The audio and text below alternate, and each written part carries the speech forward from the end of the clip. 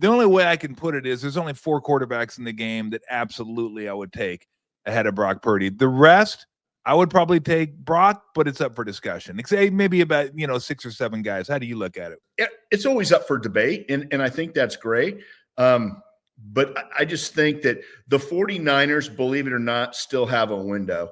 And it's eventually going to close, and they're going to eventually have to pay the piper for being a team that goes aggressively after players. I mean, let's face it, they've been one of those teams, and eventually it's the talent level is going to dissipate because of the cap. And maybe that's 2 years from now, maybe it's 3 or 4, but you've got to take your shot, and you can't restart the whole thing over with a new quarterback. There's just no way. With Brock Purdy, I think some weeks you get QB 3 or 4 in all the NFL, and some weeks maybe you get QB 10 or 11.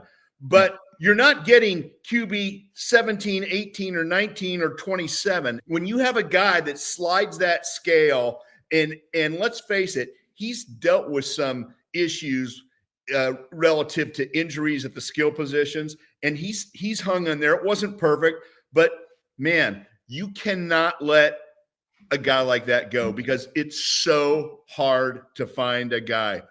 I 100% believe, and whether he gets 52 million or 58, it's not our money. I believe the Yorks are going to pay him